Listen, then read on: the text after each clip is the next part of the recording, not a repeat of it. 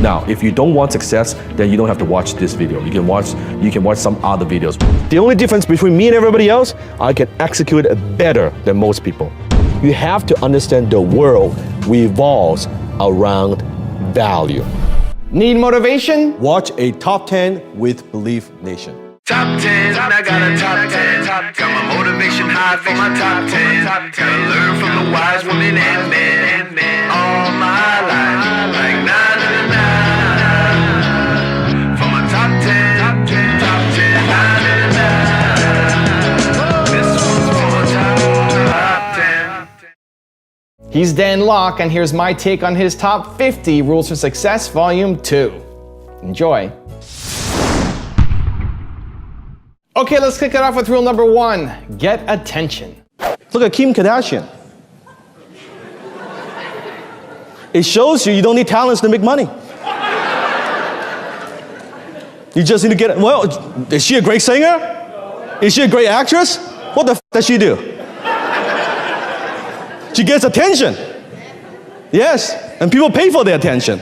Most businesses fail, write this down, because they are not getting enough attention in the marketplace. If you want to grow your revenue, you want to grow your brand, you want to grow your company, you must get attention. You must get attention. Attention is a new currency. Money follows attention. Think of whatever products and services in your marketplace, in your industry, that are there products and services that are maybe less quality than what you're offering, but they're selling more. How many have seen that before? Yes. Why? Because they're committed. Those companies, even though they have a less quality product and service, they're committed to getting attention. You gotta get it out there. You gotta push your name. Because there's so much noise. I hear people, oh, but Dan, I put on like one tweet, you know? One Facebook post. How come orders don't come rolling in? Because it's one post. Don't think in terms of one, not one tweak, 10 tweaks, 100 tweaks, 1,000 tweaks. Rule number 2, be dedicated to mastery. I'm at the Tokyo Sky Tree. You see, one of the things that I love Japan about the Japanese culture is their dedication to mastery. See, the other day I was walking down the street in Japan and I saw this gentleman, probably 70, 80 years old, and he's running his restaurant, he's preparing the supplies and waking up early in the morning and just getting ready to do what he does. Probably he's been doing it for many, many decades, many, many years. Yet he has a smile on his face.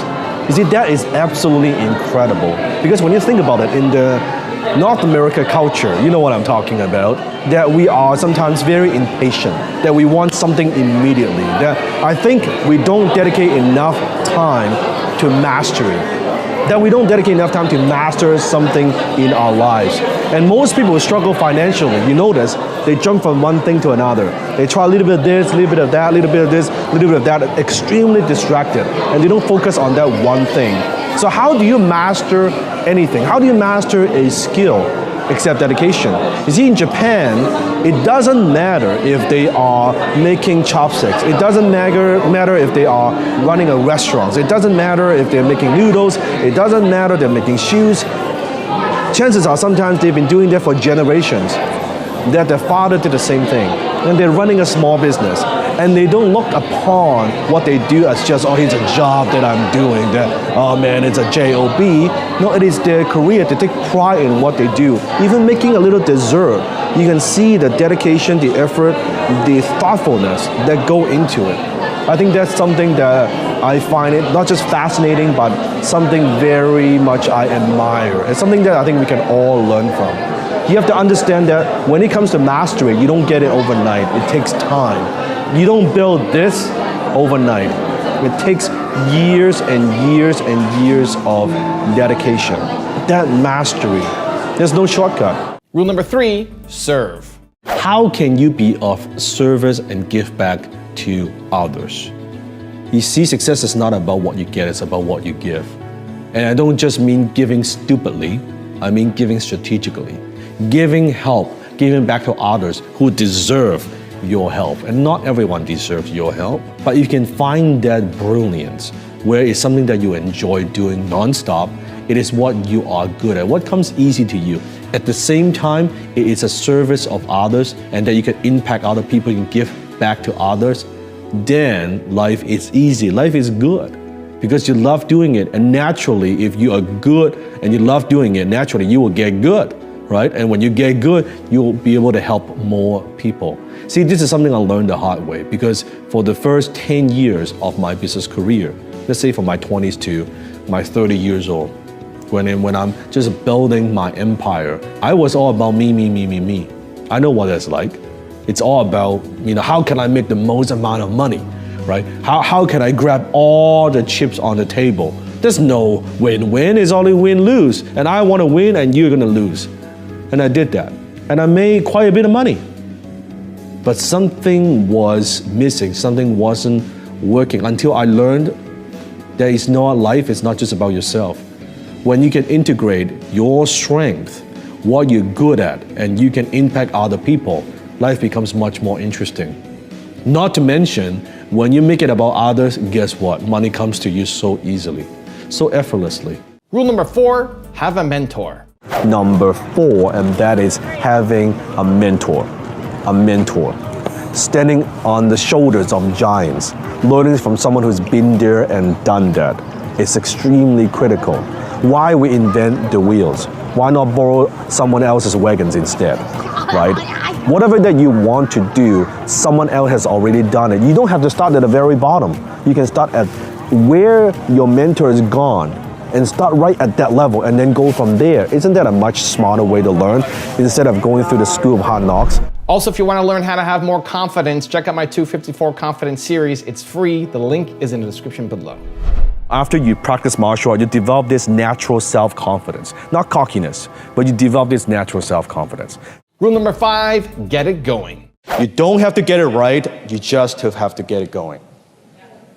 You don't have to get it right, you just have to get it going. Most entrepreneurs, here's what they do. They mentally masturbate too much. I don't know, let me think about it. Oh, I'll get back to you, let me talk. No. Perfection is the enemy of progress. So you know what? You wrote an article you don't like, who cares? Upload it. You create a video that you don't like, who cares? Upload it. You wrote a blog post that you don't like, who cares? Tweak the crap out of it.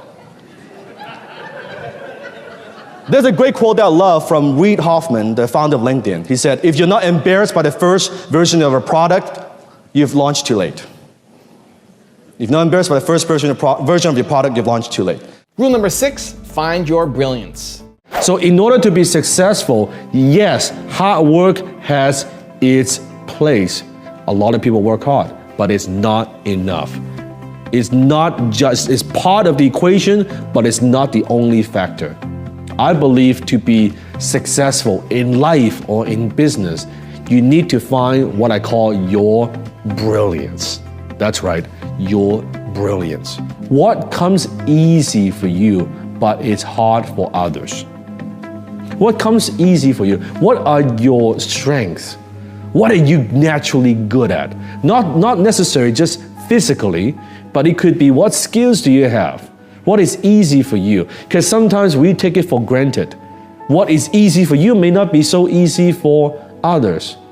You see, sometimes people talk about the concept of you gotta work on your weaknesses. I don't believe in that.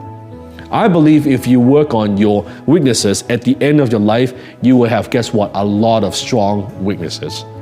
I believe in life, it is about finding and identifying your strengths and put your effort to make your strengths stronger. Focus on a couple things that you are good at and how can you make that stronger and offer that to the marketplace in exchange of money to render a service. That's what works. Rule number 7, develop valuable skills. So think about desire versus skills. Desires versus skills. You might have the desire to be successful, and that's cool. You have the desire, I am interested, I want to buy a new home, I want to pay off my debt, I want to help my mom, I want to buy that new car. But if you don't have the skill sets to back it up, that is nothing. You have a desire, but if you don't have the skills, you'll always be frustrated. It's perfectly fine. You can follow people on Instagram, you follow people on Facebook, and you look at their life, and that's all cool. You have the desire, but unless you have the skill sets, unless you back it up with your skills, it's not gonna work. So what skills I'm talking about? I'm talking about skills of marketing. I'm talking about skills of selling, skills of closing, skills of revenue generation, how to manage your time, skills of personal self-management, skills of time management. All these are skill sets that you must develop if you want to be wealthy. So you have a choice. You could have your desires and no skills and you'll be frustrated for the rest of your life. Or you have your desires and combine with skill sets, now you've got something. Now you can back it up. Now you can create the life that you want. Rule number 8, use the third door. Today I'm going to teach a concept called the third door. You see, in any situation, there's always someone or something. When you can meet that some person, it opens so many possibilities for you. I want you to imagine if you want to go to a nightclub. Okay, you go to a nightclub, you could line up like everybody else, right? That's the first door. That you are lining up and hopefully you dress well. And if you're a lady, you can walk in easily, right? If you are a guy, you gotta wait, you gotta pay, you gotta wait for the bouncer. If the bouncer likes you, then it lets you walk in. Or maybe you wait 2-3 hours. Or if you are like the VIP, that you spend the big bucks, right?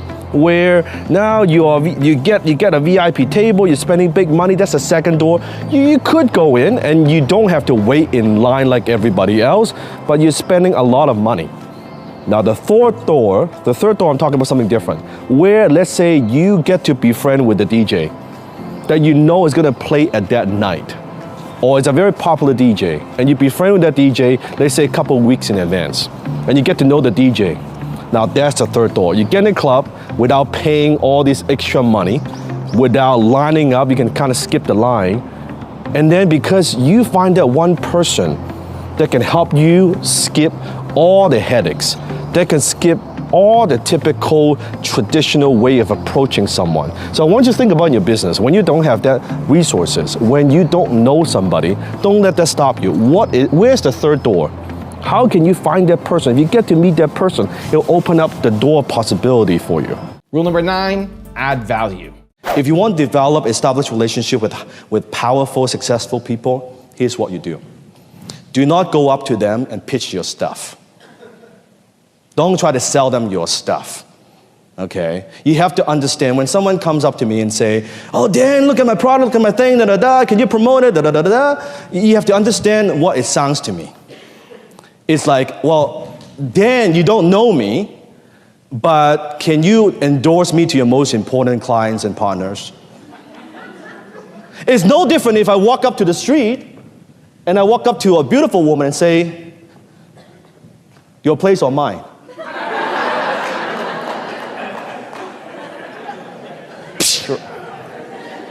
But somehow in business it's okay.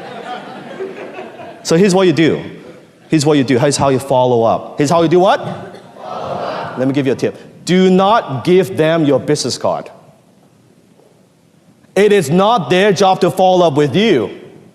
It is your job to follow up with them. They are already successful. They have what you want. Why the hell would they follow up with you? You think about it. So don't give them your business card. Here's what you do. Ask for their contact information. And once you have that, maybe a simple email. And then you follow up, and here are the 2 questions you ask. It's 2 simple questions. First question is, how can I learn more from you? Not to pitch your shit. How can I learn more from you? And second, here's my favorite. What is the most important project that you're working on that I or my network can add value to? I'll say it again. What is the most important project that I or my network can add value to? Don't go up to people and say, hey, would you like to buy my stuff? Would you like to do business with me? Write this down. Needy is creepy. Okay, needy is creepy. Rule number 10, focus on work-life integration. So how do you achieve work-life balance? How do I run a global organization, be able to travel, win with Japan for 20 days with Jenny, right? And also be able to create content and impact millions of people in the world while maintaining sanity. How do you do that? Well, the key question is not so much work-life balance, but work-life integration. I want you to think about back then when you were a little kid, the balance swing that you played. You have two kids, one on this side, one on this side, and they're playing this kind of seesaw, right? In order to have momentum, in order to have fun with the game, what do you have to do? It's always like this. Imagine the balance swing is perfectly balanced, perfectly still. What will happen? The thing won't be moving. You won't be having any momentum. That is exactly like life. If you're perfectly balanced, you will have no momentum and you're not going anywhere. What you need to do is you need to think about what is important for me, what's my priority. Because you cannot achieve greatness. Remember, great success requires great effort. Anything that requires great effort, you cannot say, oh, I'm gonna have a perfect body, I'm gonna have a perfect family life, I'm gonna have a lot of free time, and I wanna build something great. It doesn't work that way. Something has to give, you have to sacrifice. There's a pay price to action. What are you willing to give up to get what you want? See, one of the key questions that I asked myself is, when I was getting started, what is the one goal that if I accomplish that, would get me everything else? Would get me all the other goals. And I knew I had to focus on money first. Because when I get money out of the way, I can focus on what's important in my life. Now, I'm not saying be a workaholic, and I'm not talking about money is everything. I'm talking about I need to sacrifice some of my other priorities. What is that one thing, if I accomplish that, everything else would work? And I picked business. Because I knew when I get the money out of the way, when I made my FU money, everything would work much easier. Then you can have more balance. It's not so much balance. So even when I'm traveling, guess what? I'm making a video for you, right? With my team. It's not balance, it's work-life integration. How do you integrate what you do into your daily life? Now imagine you're a golfer. Someone asks you, how do you balance golf with your family life? You would say, well, what are you talking about? I'm a golfer. I play as much golf as possible, and I have a lot of golf things in my life because I am a golfer. That's exactly what I'm talking about. When you are an entrepreneur, when you're a go-getter, when you are an influencer, that is work-life integration. What you do with your life and your work, they are very blurry. That line is very, very blurry. And that's exactly what I'm talking about. So forget this work-life balance bullshit.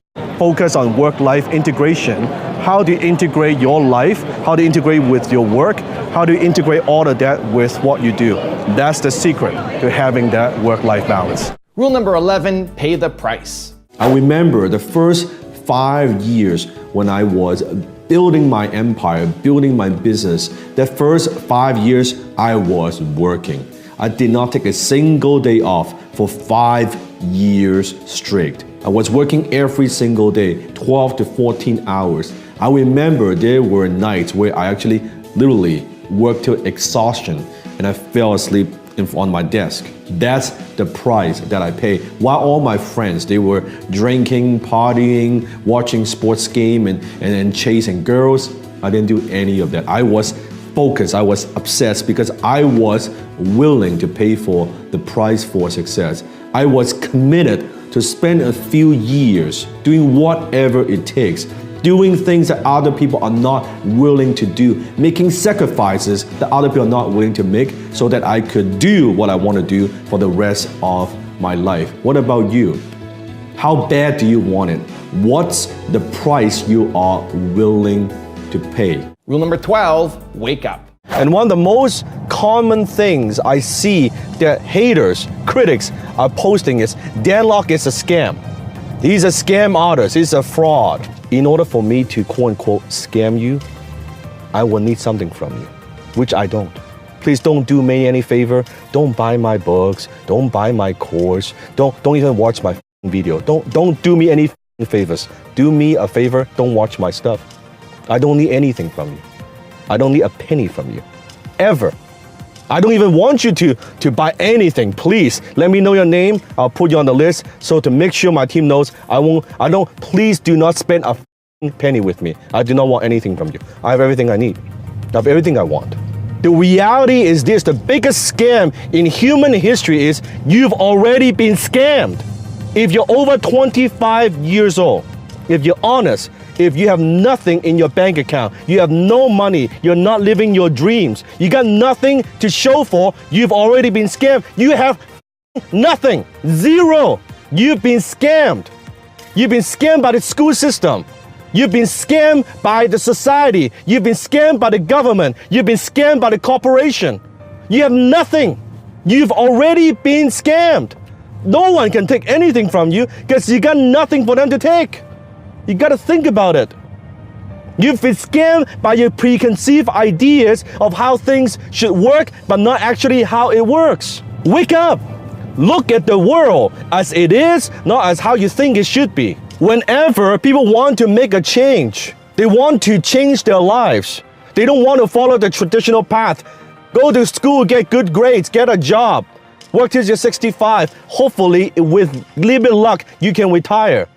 Anyone who deviates from that path, they're crazy, they are stupid. Why are you doing that? It is risky. Anyone, anything, any course that teaches people how to do that is a scam. It has to be a scam. So when I charge a tiny little bit of money for what I teach, that's a scam. When in school system that you spend 10, 20, 30, 50, $100,000 or more to get a school education, and you spend 4 years, you get into a student loan. If that's you, comment below, share your story. And somehow after you graduate, maybe you get a degree, maybe you get 2 degrees, and you cannot even get a job. You cannot even survive. You cannot pay your bills. You're still hundreds of thousands of dollars in debt. That's perfectly normal. That's the way to go. And still people are telling you, your parents are telling you, that's the way to go. Your friends are telling you, yep, just stay on the path. Are you stupid? Can't you see? It is not working. Rule number 13, execute. Most people, they let their ego get in the way of success. It's very easy. You notice people say, I know that. Well, you don't know shit. You do not know it. How do you know when you know something? If you don't live it, you don't know it. So those 3 words are very, very dangerous, and they destroy your potential, they destroy your success. Why? Because the minute you say, I know that, your brain shuts down. You're not listening anymore. And you're like, okay, I know that, I don't need to listen any further. You're not paying attention. So what, you know it. So what that you know it. It's not about knowing it. I could tell you this, I am not an original thinker. Let me just tell it to the whole world. I am not an original thinker. There's nothing new about what I do. Everything I learned from Napoleon Hill, other successful entrepreneurs, Think and Grow Rich, proven masters from the past, my mentors. There is absolutely nothing new about what I say and about what I do. I am a synthesizer. I take different ideas, I put it together. The only difference between me and everybody else is I don't say, I know that. What do I say? I say, I use that. I use that. Those 3 words are much more powerful than I say, I know that. Because when I use it, I own it. It is mine. Instead of everybody else, they're thinking of the ideas, they're learning about it, I know that. No, you know what? I ask, how can I use that? How can I use that? How can I use that? I implement. The only difference between me and everybody else, I can execute it better than most people. I use it better than most people. That's the only difference. Instead of you just watching a video, you watch 50, 100 videos, you don't use shit. I can use one video, I can read one book, I can take ideas, and I can implement, execute immediately, and I execute well. That's the only difference. Rule number 14, find the right mentors. My martial art instructor said something to me very profound a few years ago. He said, you know what, as a martial artist, Dan, what determines how good you are and how fast you will progress as a martial artist is not just how many hours you put into your training and what style that you practice.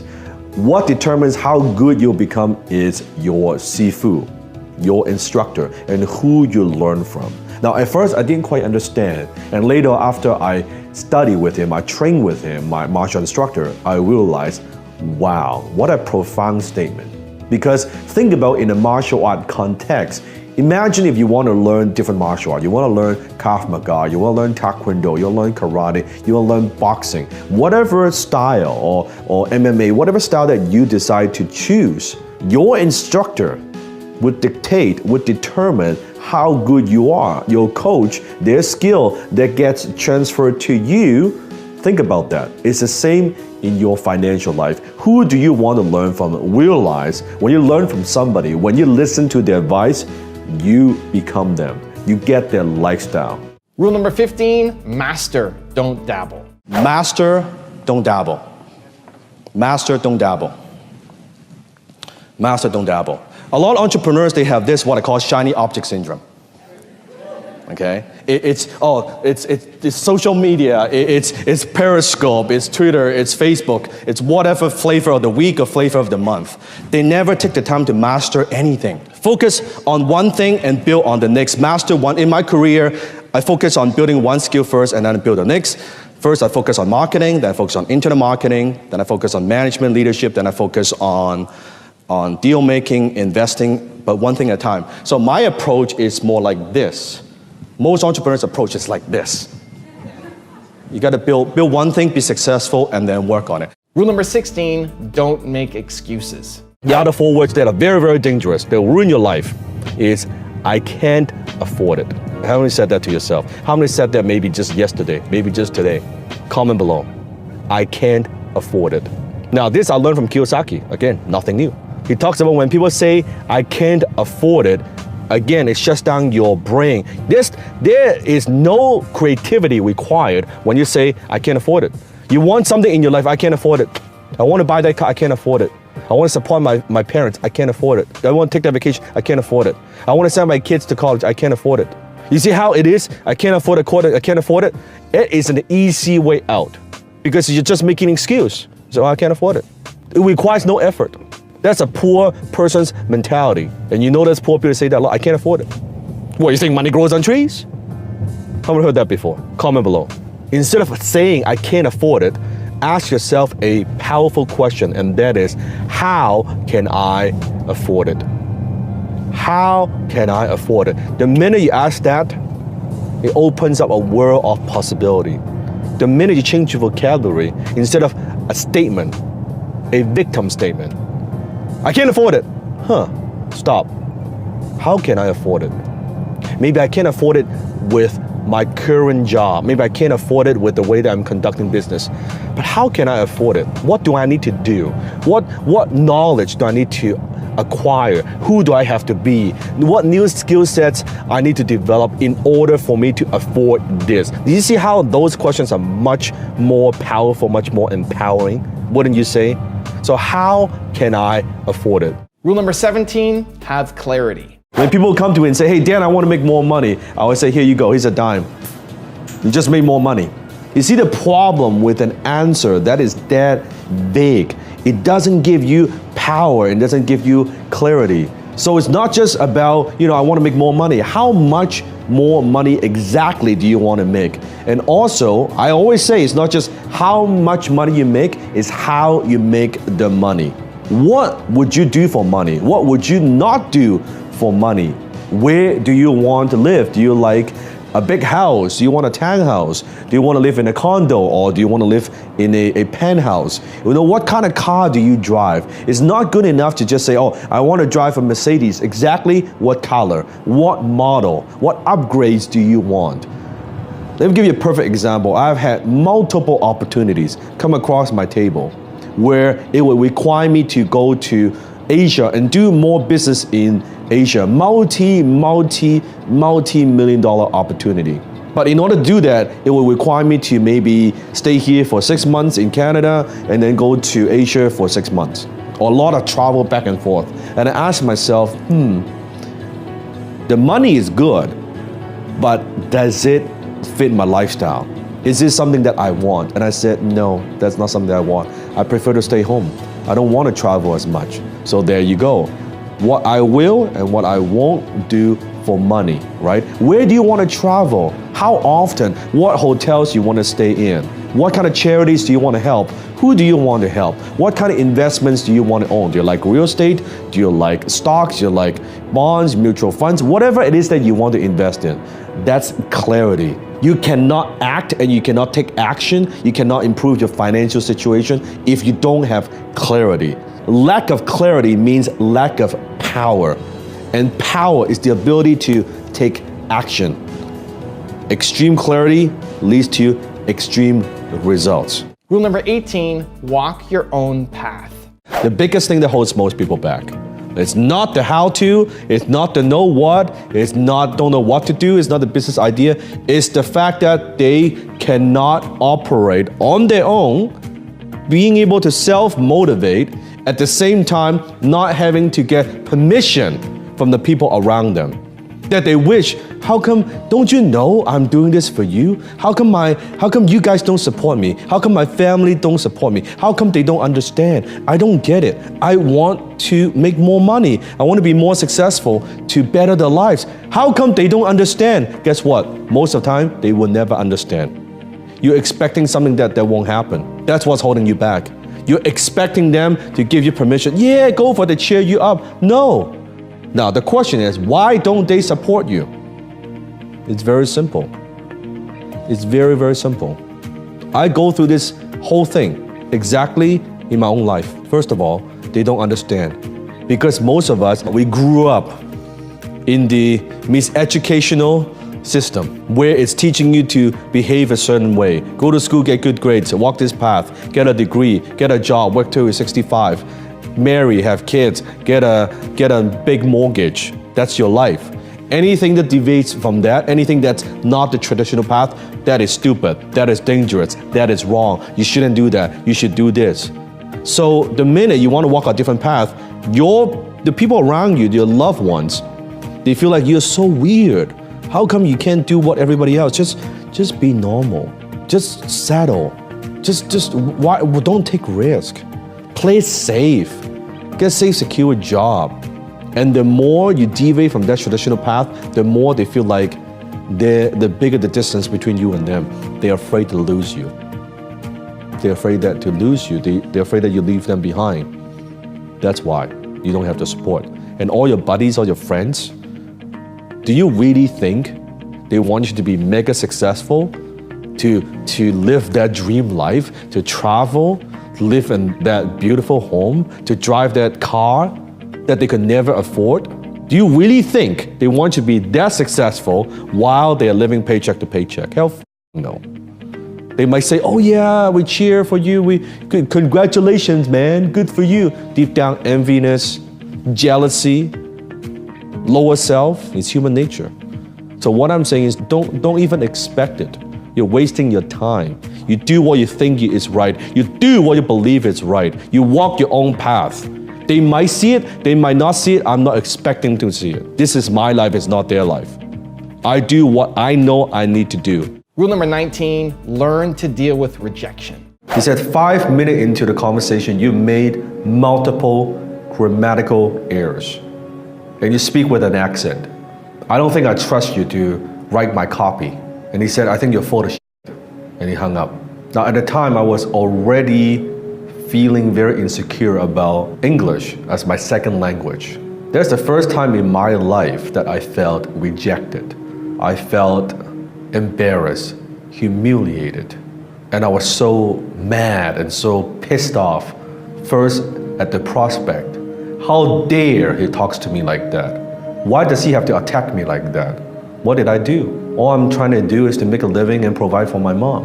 Why does he call me names? Why does he personally attack me like that? And then I made a decision. The decision that would forever change my life. I said to myself, you know what?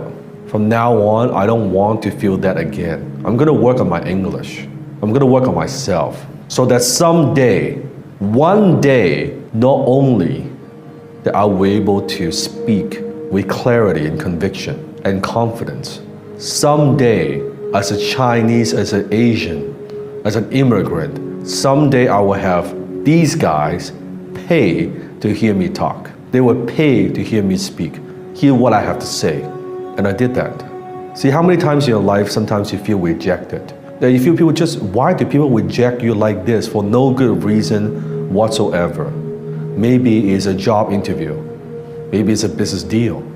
Maybe it's a relationship, your loved one, your girlfriend, your boyfriend, that they break up with you and you feel so rejected.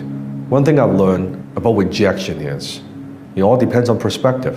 Sometimes, let's say in business, in sales and closing, you have to deal with a lot of rejections in order to be successful. You have to talk to a lot of strangers, a lot of people saying no to you if you want to make any significant amount of money. But you see, if you look at it that way, you will feel defeated. You feel rejected. But if during any closing call, for example, if you look at that, there are 3 things you will get out of it. Number 1, you will get a yes, which means you get a sale. That's good. Number 2, you could get a no, which is perfectly fine. It simply means you don't have to waste more time with this prospect. Or number 3, for sales that you don't close, you will get a lesson. You'll learn from it. You'll grow from it. I want you to think back all those moments in your life where you felt rejected. I want you to think back. Doesn't that shape who you are today? If you think about it, those moments, those incidents, those times where you felt so bad, but aren't those also some of the greatest times? Without that incident, I wouldn't be where I am today. There would be no Dan Lok. Rule number 20, maximize high income skills. So what do you do if you don't want to be an entrepreneur? Let me tell you about my friend Ron. Now, I've known Ron for almost 10 years now. He is one of the highest paid photographer in my city. He takes a lot of different photos, one of the most expensive in my city. Now, he doesn't have a business, he's simply a photographer. What Ron has is a high income skill. If you follow my work, you know I believe in the power of having that high income skill. And I define a high income skill as a skill that can make you a minimum $10,000 a month, $10K a month, $120,000 a year or more. So Ron has a high income skill, which is a high-end photographer. Now, he's a very frugal guy. Remember back then, he could have bought a place, a house in Burnaby. He's making very good money, but he bought a very modest home. Not for a lot of money. And him and his wife and 2 kids living there. And as he keeps making more and more money, he put aside and saved those money and put into real estate. He started off buying smaller property, fixing them, flipping them, selling them, eventually moving into duplex, bigger units. And today, after all these years, he owns over 200 units in Vancouver. Now, if you know Vancouver real estate, it is one of the most expensive in the world. So he owns apartment buildings, he owns commercial properties, 200 doors, 200 units. He doesn't have a business. He is not a business owner. Over the years, all he has is he has developed his high income skills. He has maximized his high income skill, and he takes that money and put it into high return investments. In this case, real estate. That's it. He's now worth tens of millions of dollars. It's basically retired, traveling with the wife and traveling to all kinds of countries, just enjoying life. Because every month it's got rental income coming in, right? So I want you to think about, you don't need to be an entrepreneur to be successful financially. What you need to, absolutely that you need, is high income skills. Rule number 21, be a macro thinker. Number 1, smart entrepreneurs, they never micromanage. Now, I want you to imagine back then when you are starting your business. Now, I remember when I was starting my first few businesses, I was a control freak, where I was the king of micromanagement. I wouldn't know all the details because in the beginning of your career, your business career, you are doing everything. You are the one-man, one-woman show. You are selling, you are closing, you are doing the invoice, you are doing the marketing, you're meeting with people, you are doing the fulfillment, you are taking a phone call, you're dealing with the receipts, right? And you are trying to make sure everything don't fall apart. You're talking to everybody. And you have to micromanage because that's what you need to do. But after a certain point, that behaviors, even as you grow, stay. Because that's how you know. That's what it takes to grow a business. I gotta know everything, I gotta micromanage. But then what happens is, as your revenue grows, you will hit a glass ceiling. And that behavior as a rugged individualist, as a control freak, does not serve you if you want to go to the next level. You have to let go. Now you can no longer manage in a small details kind of way. You cannot micromanage anymore. So smart entrepreneurs, you have to learn, and we know we are macro thinkers. What we need to do as a smart entrepreneur is we need to figure out exactly where we are going. What's our vision? That's your job. You figure out the vision, number one. And number two, you now recruit and hire talents to help you that you know they have the capabilities and have the right attitudes, the right culture, to help you to execute that vision. That's number two. And number three, you as a leader, very important, allocate the resources, the capital to execute that vision, to help your team execute that vision. That is it. That is it. When you are micromanaging, you cannot do that because you're too close to your business. You got to step back and think about the big picture. What is the vision?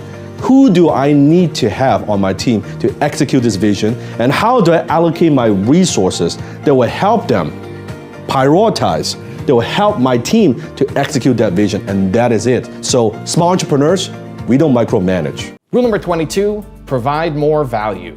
You have to understand the world revolves around value.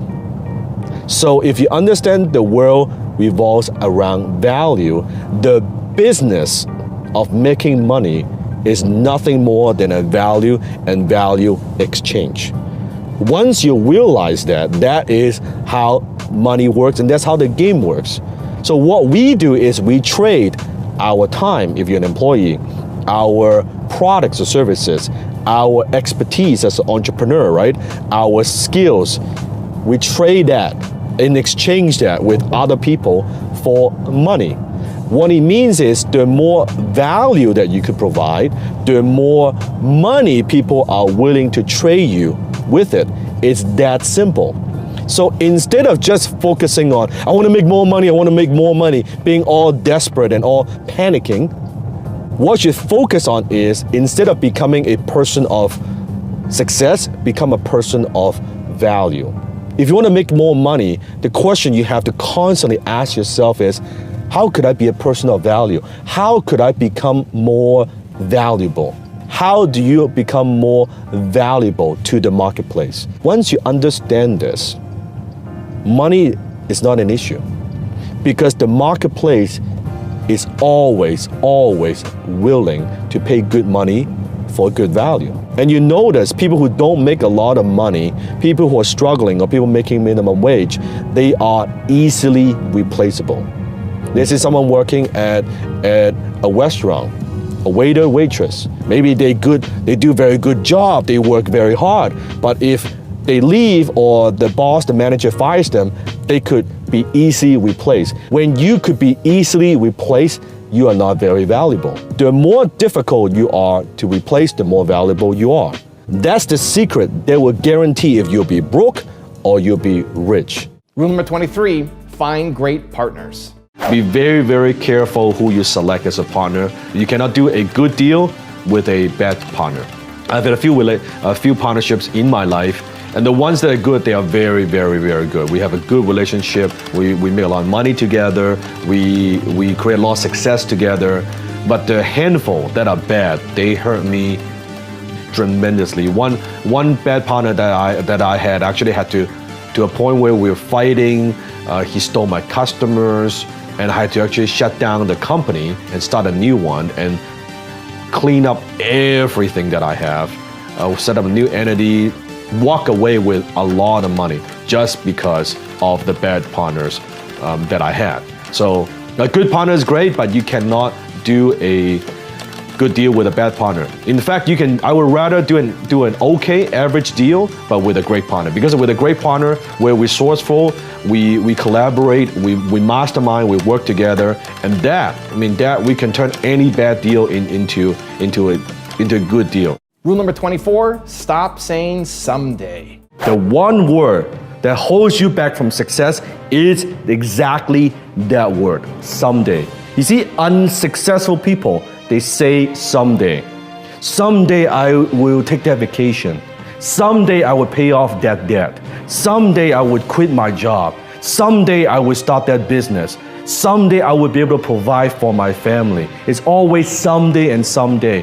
Think about in business. If you say to yourself, someday I will get that customer. Someday I will close that sale. How much money have you made? Zero. None. I want you to look at your calendar from Monday, Tuesday, Wednesday, Thursday, Friday, Saturday, Sunday. I want you to look at your calendar. Where is someday? It doesn't exist. It is a made up thing that we do to procrastinate. There is no someday on your calendar. It doesn't exist. So unsuccessful people, they use someday. Successful people use today.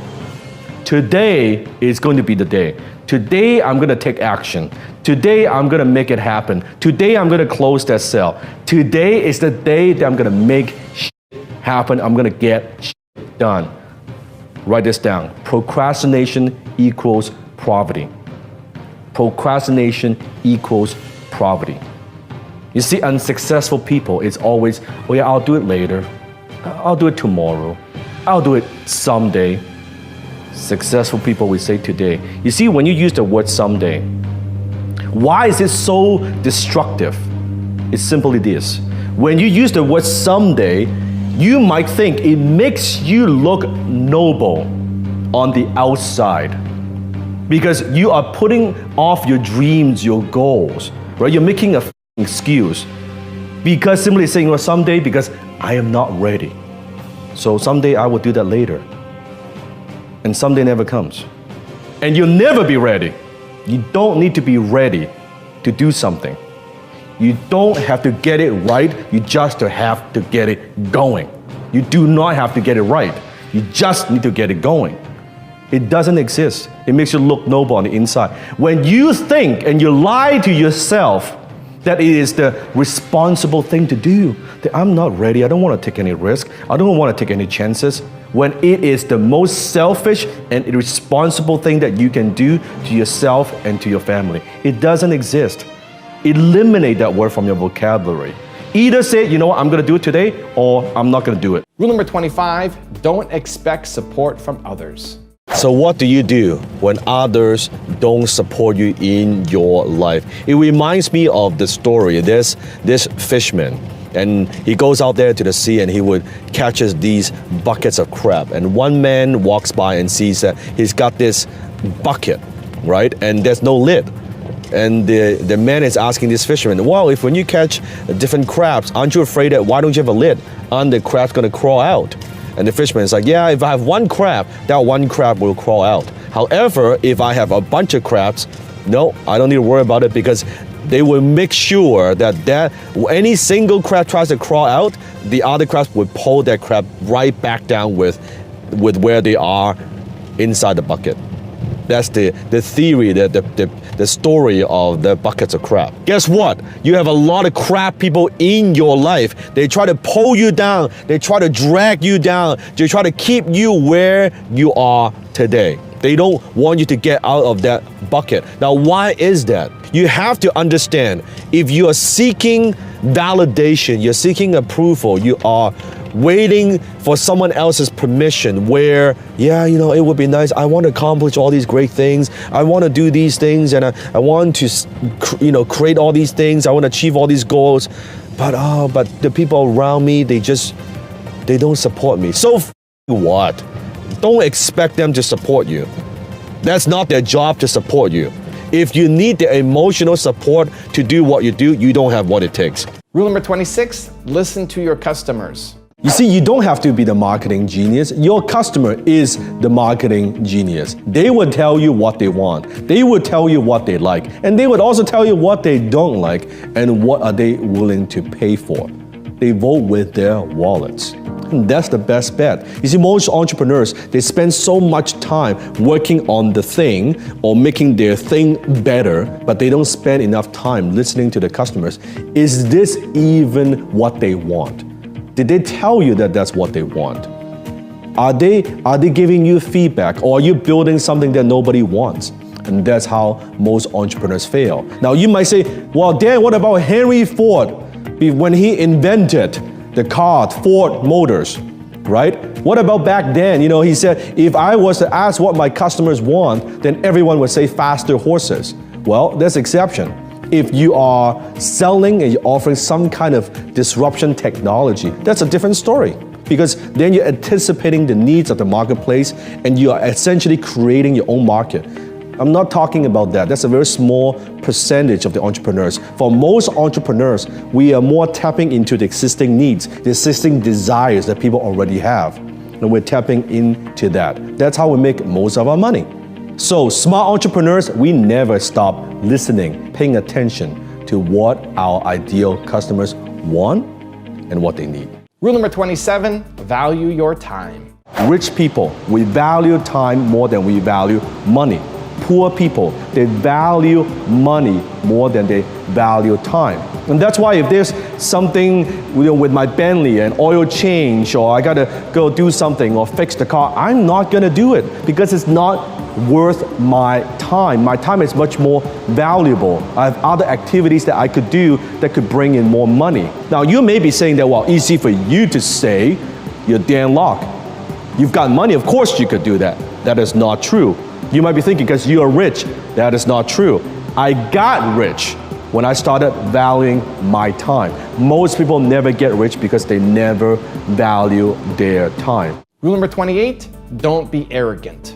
Once I started learning and I started having more success and making a few dollars, I was becoming more arrogant. I was becoming more, that I felt I was invincible, that now I'm so smart, look at me and I have all this money coming in and I was way more successful than all the people around me, right? And I thought, my shit doesn't stink. I thought I was the man, right? And invest in a bunch of companies. Well, guess what? All 10 companies. All of them lost money. Not one of them made money. And it wasn't so invincible anymore. And that got me into quite a bit of trouble.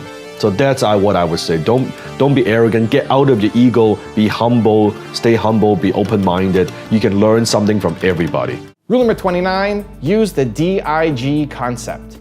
Let's say this year, and you say, you know what, Dan, I have a certain financial goal, an income goal. Maybe you want to make $50,000, $100,000 a year, $200,000 a year, $500,000 a year, or you know what? You say, this is the year I'm going to make $1 million a year. Whatever your goal is. Let's take simple math. $100,000 a year. Let's say make it even simple. 120K, let's take 10K a month. $10,000 a month. That's your goal. So don't use the New Year resolutions concept. Here's the concept I talked about in my book, FU Money. You can go get the book from Amazon, but I'm going to teach this to you right now. And that's the concept of DIG. DIG. It stands for Daily Income Goal. Daily Income Goal. So let's say you take $10,000 a month and you break it down, you divide it by 30 days. Each day you got to make about $340 somewhat dollars. Let's just round it up, $350. That's your DIG, daily income goal. $350 that you need to make every single day if you want to hit $10,000 a month. Now, I want you to think about this. When you get up in the morning, the first thing that comes to your mind, the first question you have to ask yourself is, what am I doing today that will make me $350 today? What do I need to do? What do I need to focus on? What are my objectives? Am I hitting my daily income goal? What does massive action look like? What would Dan Lok do? Ask yourself those questions. Guess what? If you're not hitting your daily income goal, you are not hitting your weekly income goal. You're not hitting your weekly income goal, you're not hitting your monthly income goal. If you're not hitting your monthly income goal, you're not hitting your yearly income goal. You don't need to wait till December and you look at a calendar and say, oh, you know what? I screwed up. I am way behind. I'm nowhere near making $100,000. What is going on? I know exactly what's going on. You're not hitting your daily income goal. You can look at your progress every single day. What am I doing today to hit my daily income goal? Oh, well, I'm not doing anything today. Well, Then don't blame and don't bitch when you're not hitting your goal. Oh, well, you know what, today I'm excited, I'm fired up, I have hit my income goal. You know what, not just that I exceeded my daily income goal. Instead of $350 a day, I hit $500 a day. Good for you, good job. That means you have that $150 buffer extra. That's good, doesn't mean tomorrow you're like all slack off and slow down. It means, okay, I've exceeded that today. Because there's some days, maybe you hit it, there's some days you don't. You gotta average it out. Tomorrow, you get back into it, wake up in the morning, what am I doing today? What am I gonna do today to hit that $350? And what do I need to do every single day to accomplish my daily income goal? The concept of DIG. Isn't it much more powerful than some New Year resolutions? Rule number 30, believe. Whatever your mind can conceive, you can achieve. But sometimes, what if you don't have that belief yet? What if you're just getting started? What if you haven't built up that confidence? I remember years ago when I was just getting started and I was already running my own one-man advertising agency. And one time I was having lunch with my mentor, Alan. And after lunch, I was driving back to his place.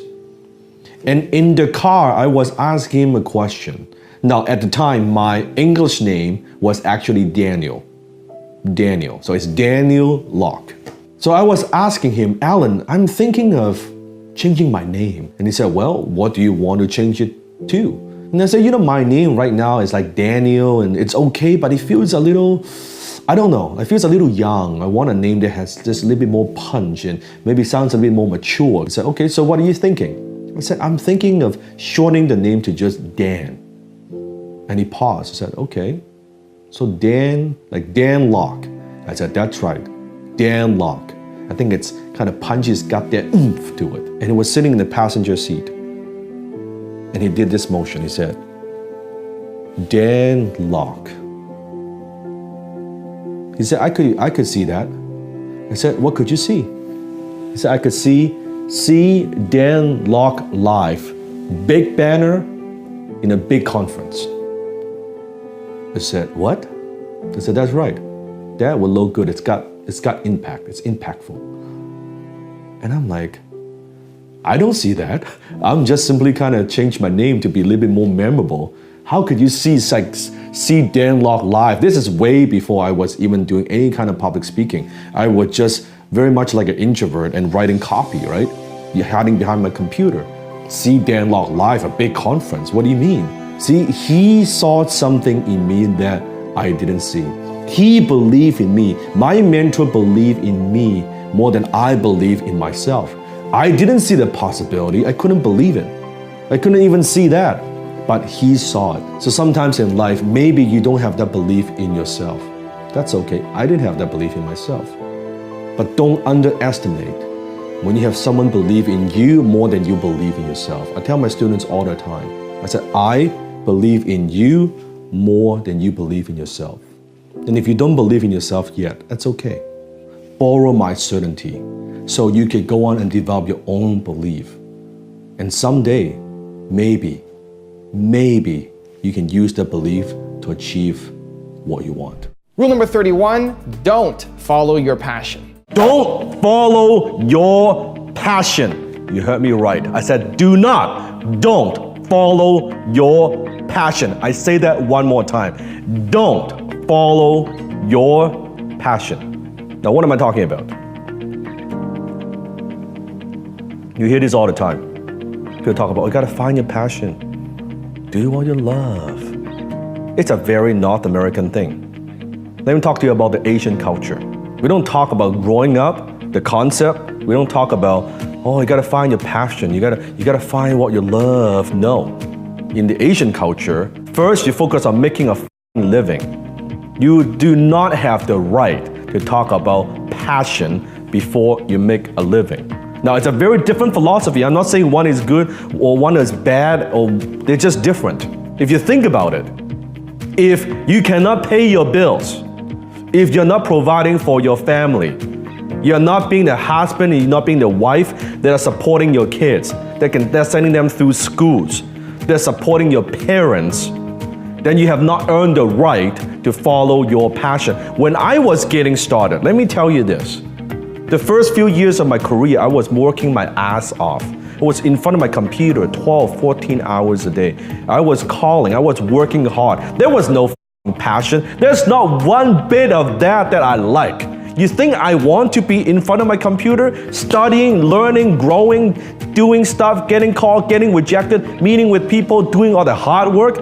I don't like 1 minute of that, but that's what it takes. It's not about following your passion. Following your passion does not mean you're gonna have a successful life. Because chances are, when you follow your passion, you do what is comfortable for you. Oh, I guess it's what I like to do. I'll do that. It's easy for me to do. That's not how you think success. Now, if you don't want success, then you don't have to watch this video. You can watch some other videos. Go watch some prank video or something like that. You don't have to watch my video. I'm talking if you want success. If you truly want success, you have to not just do what you love, you gotta do what it takes. You gotta sacrifice. Once I made enough money, once I'm successful, then I can delegate the stuff that I don't like to do. I can delegate stuff that I'm not very good at. Now I can focus on my zone of genius. Now I have earned the right to follow more of my passion. What do I like to do? Such as teaching. I could do that. But in the beginning, for you young guys out there, you haven't earned the right to follow shit. You need to pay the bills. You need to make a living. Do that first. Rule number 32, reinvent yourself. I remember when I was just getting started, my first identity was I was basically a wannabe entrepreneur. Not a real entrepreneur, a wannabe entrepreneur. I thought I was an entrepreneur, but I was trying different things and I was starting all these businesses. None of them worked. I was losing a lot of money. Then I reinvent myself to be a copywriter, right? I developed that skill. I developed that high income skill as a young guy, 20-some years old. And then I developed my next skill, which is being a consultant for all the clients I was writing sales copy for. And I was making very good money. As a young guy, 20-some years old, I was bringing in, $200,000-$300,000 a year. That's very, very good money. And most people would stay at that pace, stay in that same spot for a long time, but I didn't. I knew that in order to go to the next level, I had to reinvent myself. And what does it mean to even reinvent yourself? I'll tell you exactly what it means. It means that you have to let go of what has gotten you up to this point and let go and go to that next level. That is a difficult part. It's one thing to let go of things that didn't work for you, but it's a whole other thing to let go of things that worked for you. So what got you here won't get you there.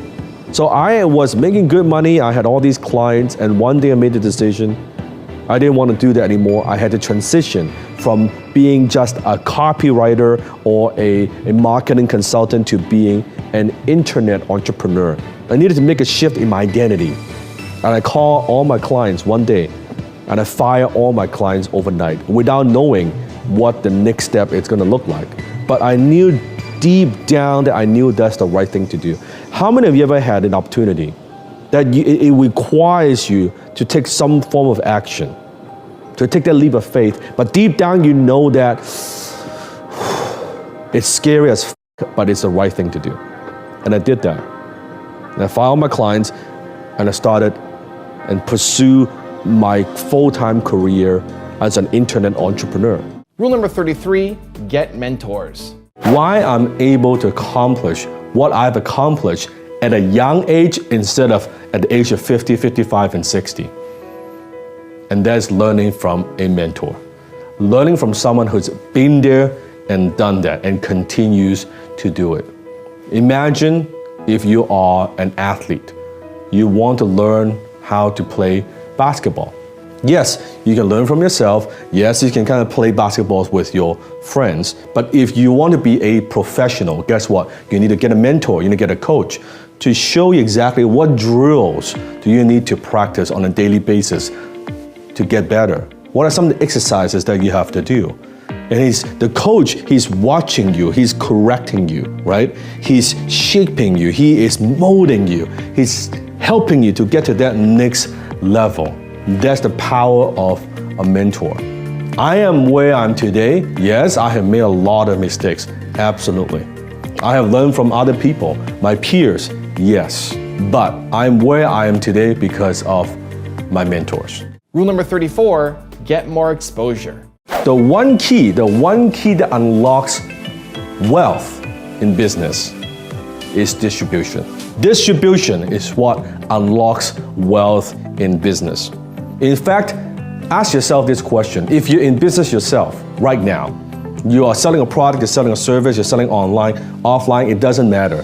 Think about your bottleneck. What is stopping you from going to the next level? My guess is, chances are, it's distribution.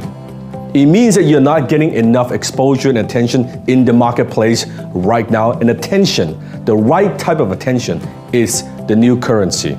If you're not getting attention, you're not attracting customers and buyers to your business. Now, think about even for a franchise. Let's say a franchise network like McDonald's, or it could be even like a Starbucks. What is it?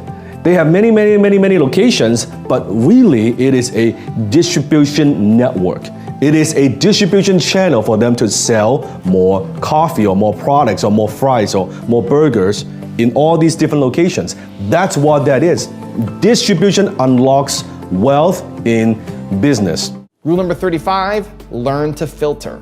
Whenever someone is on YouTube making a video, when I'm giving you advice, I am talking to you, but I'm also talking to millions of people. Because of that advice cannot be so custom tailored. When I'm talking to a millennial who is still in school trying to figure life out, or versus I'm talking to a CEO of a Fortune 500 company, the advice I would give them is very different. So one size doesn't fit for all. So you have to learn when you're watching anyone, including me. You're learning from anybody, you need to learn to filter. Does it make sense for me? How do I take direct action? How does this apply to me? Don't take anybody's advice as so literally. You need to learn to think for yourself, to think independently. And hey, you know what? Does that make sense? How would that work in my situation? See, the biggest problem is there is no excuse. There is no excuse to be dumb. For you to be dumb. With so much information out there that you could find out things. You go to Google. You know, back then when I had to learn something, when I had no money, I had to go to the library. I had a library card. I would go to the library and I would borrow a whole bunch of books. And every single week I would go back to the same library and I would borrow different books. That's how I learned, because I was hungry for information. I was hungry for experience. I was hungry for knowledge. And now with you, you can just go on YouTube. You can go to Google. You can just type. And you have access to so much powerful knowledge and information. There's no excuse to be dumb. There's no excuse not to know something.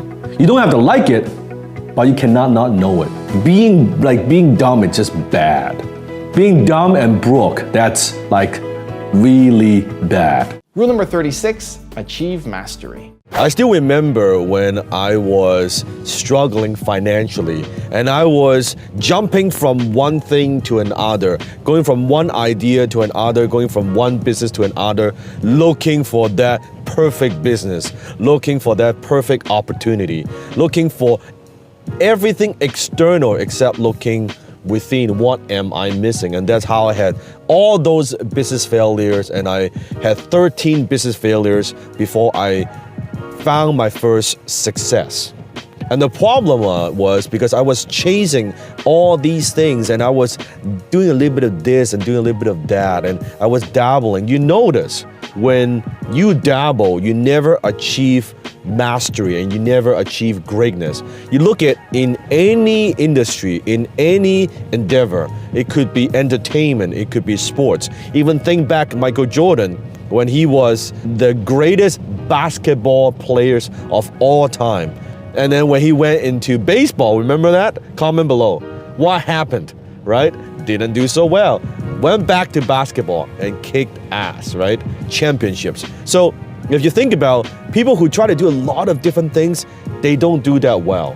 What you need to do is you need to understand that you only have a limited amount of time, energy, and resources. And especially in the beginning, you want to focus and narrow that down. It's like a laser beam focus, right? It's like, you imagine like just like the sun, remember? You have that magnetic glass, right? You have channel all your energy through one focal point. And when you can do that, yes, that would create results. But the problem is, when you dabble a little bit of that, try a little bit of this, try a little bit of that, you never develop skill sets. Any good skill, it takes years to develop. Not weeks, not days, not months. So you have to ask yourself, how much time am I devoting to this one thing and be world-class at it?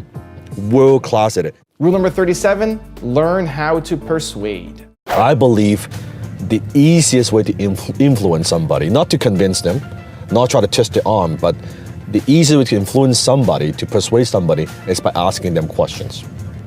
By asking them questions. So when you know that the idea is wrong, instead of telling people, hey, you're wrong, this is no good, no one likes to hear that they are wrong. Even though they are wrong, they don't want to hear that shit.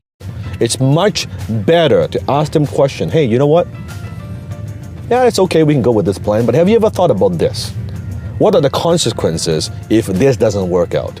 Wouldn't it be a good idea to have a plan B, right?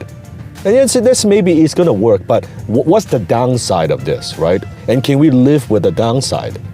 When you throw it out there and you make it their idea, because one thing I've learned in persuasion is this: when you say something, it means one thing. When they say something, it means everything. So instead of you saying it, make them say it. Make them think about it. Make them question it. Make them doubt their own ideas versus you try to doubt their ideas. And also, when you are communicating, when you're asking questions, you need to ask with certainty. In this world, in this uncertain world, what we do is we sell certainty in an uncertain world. That's what we do as closers, as entrepreneurs, right? As influencers. Rule number 38, work on the who. Look at Richard Branson. Richard Branson gets a minimum of $100,000 to do a speech, to deliver a talk. Now, why do people pay Richard Branson $100,000 just to do a talk? Because he is a celebrity authority. Now, you may be thinking, no, but Dan, he's a billionaire. Of course, he gets paid $100,000. That is not true, because there are a lot of billionaires out there don't get paid $100,000 to do a speech. Richard Branson does, because he is a celebrity authority. Look at Oprah. What business do you think she's in? Now, you might be thinking, oh, she owns a TV network. We all know that. She's a TV personality. She owns the magazines. That's not true. Oprah is in the business of Oprah. Oprah is in the celebrity authority business. You look at most people, the biggest personal brands in the world, they are all in the celebrity authority business. You see, most struggling entrepreneurs, they spend way too much time working on the what. How could I be a better coach? How could I be a better digital marketer? How could I be a better copywriter? Instead, what you need to work on is working on the who. Everybody's spending time working on the what. You are not spending enough time working on the who. Who you are, who you want to be known. Almost everyone spends way too much time working on the what and not enough time working on the who. Who you are. You see, at the highest income level, you don't get paid for what you do. You get paid for who you are. Rule number 39, keep yourself accountable. You want to get fit. You want to be healthier, right? You want to lose weight. Now, what are some of the things you can do? You could go and buy one of those, gadgets and machines that you see on TV, right? And then you buy it and then that gets delivered to your home and you use it for a couple of days. And very quickly, they become what I call expensive dust collectors, right? Or expensive clothes hanger. One of those machines and running machines, right? It's sitting in your bedroom, sitting in your living room. Or you can say, oh, I'm gonna sign up for a gym membership. And you know how it works. You sign up for a gym membership, maybe you go a couple times and then you stop going and then, oh yeah, I'll go next week and I'll go next week, I'll go next week.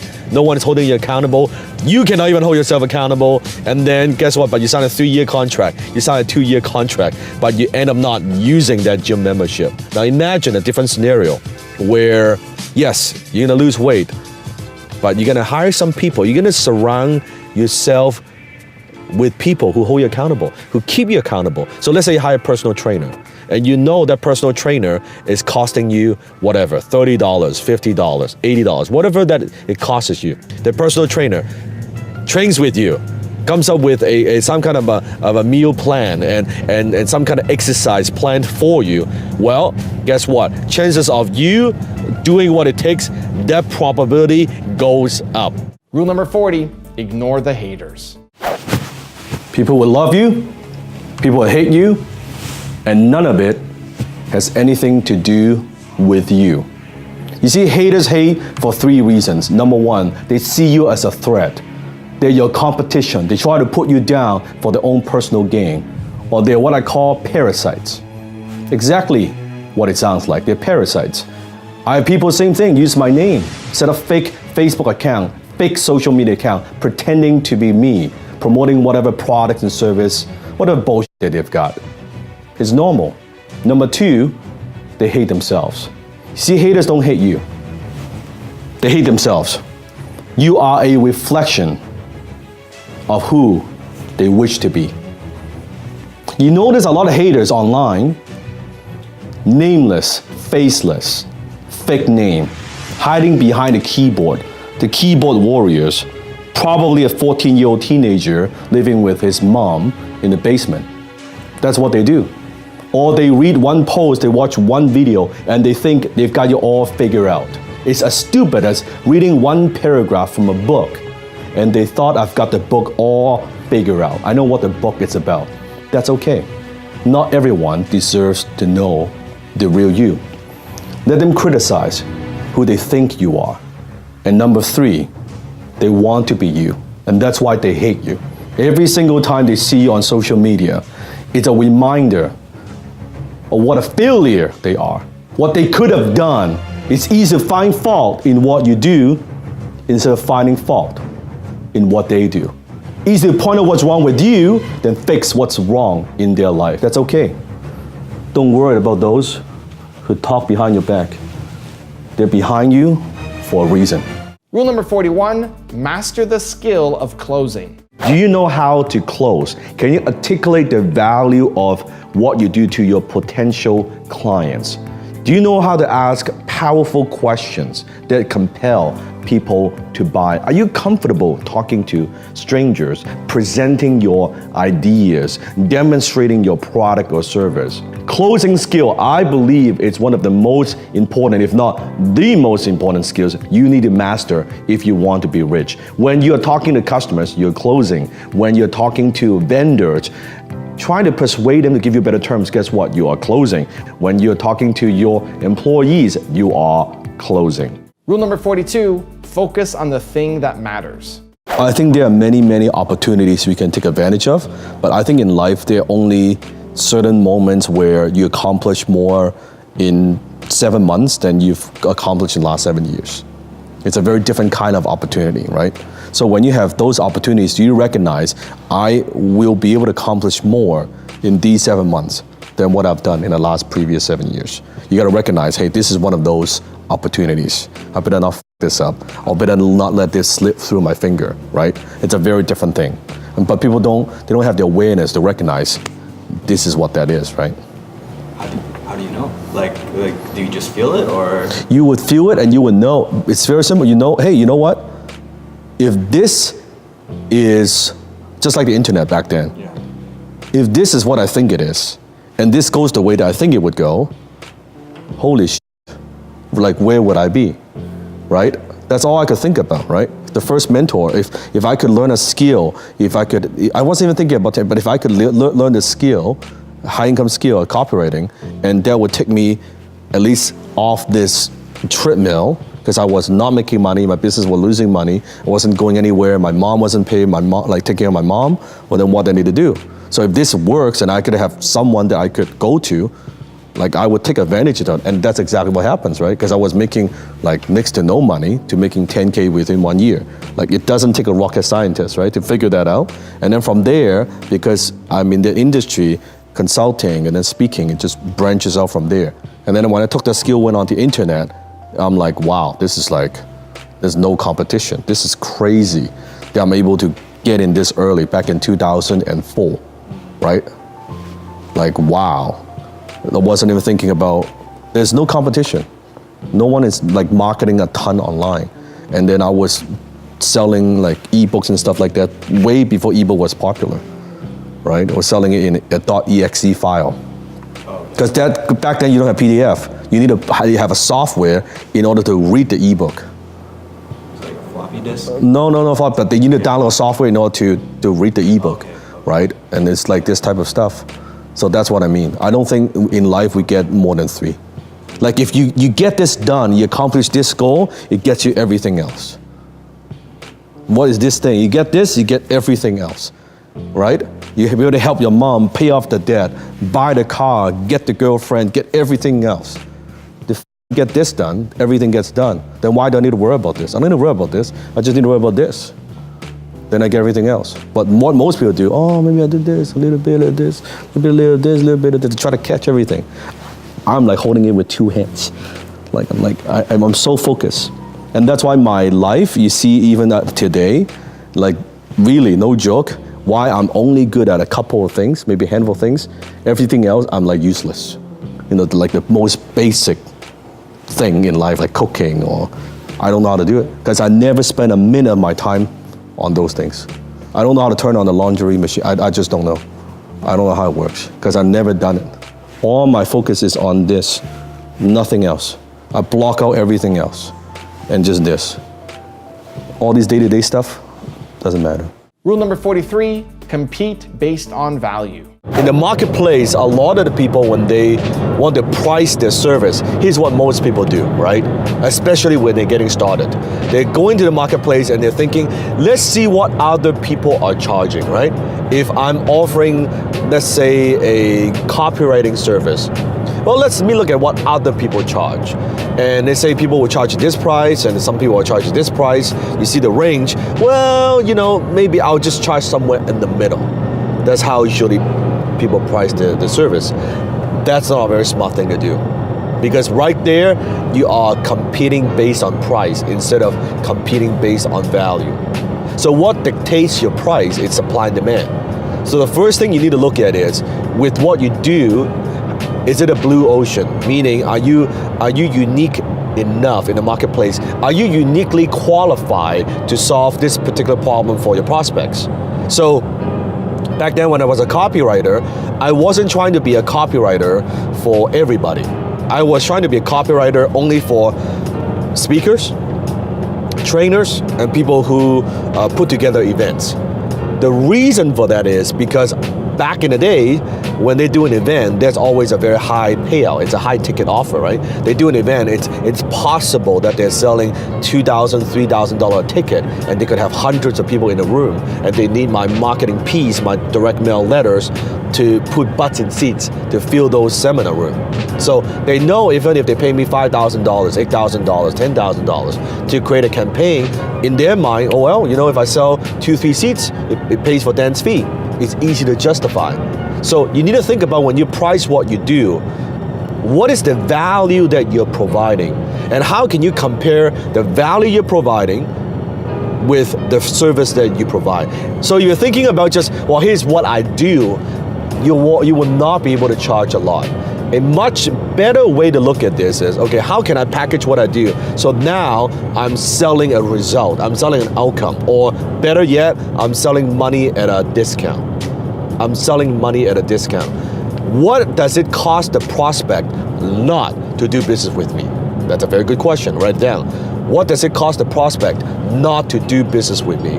Then you can price accordingly. Rule number 44, have a clear vision. I think the number one leadership quality is vision. Be able to create that vision, to have clarity of what the vision is, and then be able to communicate and articulate that vision to your team consistently on an ongoing basis. I think that's the most important thing. You notice lousy leaders, you ask them about what their vision is, it's usually very fussy, right? They say, oh yeah, we want to grow our business, or we want to grow our revenue. By how much? How? When? What does it look like, right? And how does each team member, how do they contribute to that vision? See, the team that is high performance, every single person on the team, they know how they play a part and being a part of that vision.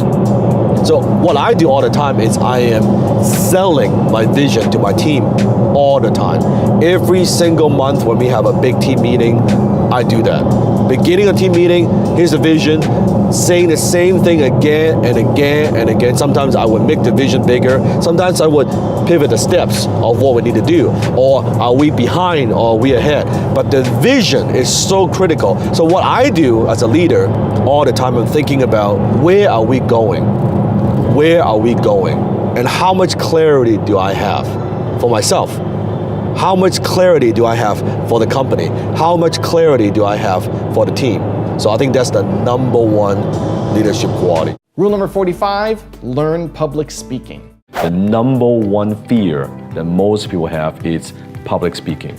Now, why do so many people, why are they afraid of speaking to groups most of the time? Because they worry about if they're gonna sound stupid, or how do they look, or they are afraid because they might say something wrong.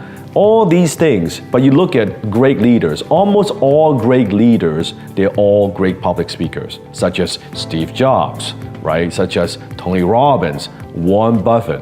One of the skills that changed my life is public speaking. When I joined Toastmasters years ago, because I wanted to improve my English and also reduce my accent, and I was improving myself through public speaking. I developed confidence, self-confidence through public speaking. So ask yourself, are you afraid to speak to groups? Do you know how to present your ideas to groups? Can you communicate with conviction and certainty? Can you interact with your audience? Maybe you get sweaty palms. Maybe you were like me in the beginning, like your face would turn pale, right? Your knees would be locked. That's okay. It is a learnable skill. But in order to be rich, public speaking is one of the most valuable skills that you must master. Rule number 46, don't learn from peers. Learning from your peers is sometimes you learn the wrong thing. They tell you about this, tell you about that. They have an opinion about everything. And because they're your peers and you like them and they like you and you listen to them, and you thought, you know what? Yep, I guess that's the way how to do it. Comment below you had this experience, right? You learn from your peers, you listen to them, it's like, oh my God, that's like the worst advice ever. And you implement those advice and you actually took action and you're like, that's exactly, like that doesn't work. That is not how things work. Now, the biggest problem with learning from your peers is this. I want you to imagine this, okay? Let's say you want to learn how to speak Chinese, right? You want to learn how to speak Mandarin because China is booming, you want to learn a new language, okay? And you and your friends get together and you don't know how to speak Chinese and he doesn't know how to speak Chinese either. So imagine this, you're both locked in the room and you're locked in the room for 30 days. And I say, okay, I'm gonna come back in 30 days. Now, chances are when I come back, what are the chances of you knowing how to speak Chinese after 30 days? 0. Why? Because you don't know and he doesn't know. How could you have two people who don't know something and suddenly when you put them together, suddenly magically they will know it? No, that's not how life works. Now, that is a little bit an extreme example, but it's not so extreme. Think about this. In terms of success, in terms of creating wealth, in terms of creating like financial success in business, a lot of people, a lot of you take advice from your peers. And they tell you, hey, you shouldn't do sales this way. You shouldn't get your customers this way. You shouldn't grow your business this way. You shouldn't invest your money this way. You should invest in this way and that way. The problem is, you and them, you are at the same level. You don't know what you don't know. How could they possibly teach you? And why the hell would you listen to them when you're at the same level? Two people who don't know something getting together and now they learn from each other. Can you see? It is a mess. It is a disaster, right? It's just back and forth, lip service. Rule number 47, sacrifice. Think about anyone who is like an athletic. They want to be an athlete. They want to be a gymnast. They want to be a basketball player. They want to be a football player. You don't look at anybody, how many hours they train every day.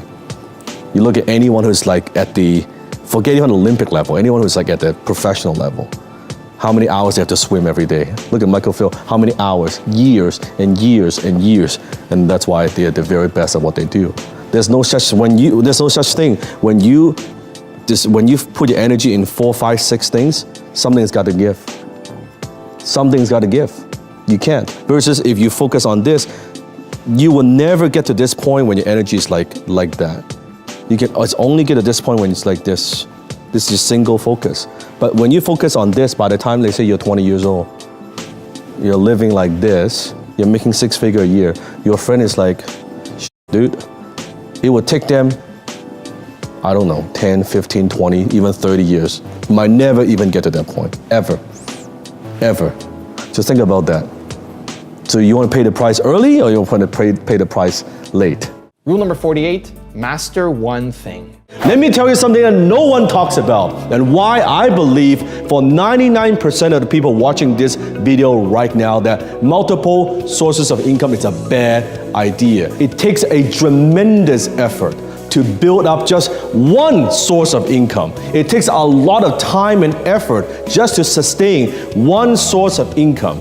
When you try to do so many things, put in a comment, what are some of the things you're doing right now to bring in multiple sources of income? Maybe you're doing drop shipping. Maybe you're trying to make money from the stock market. Maybe you're doing day trading. Maybe you're doing real estate. You do so many things. A jack of all trades, a master of none. How much money, be honest, are you making from each thing?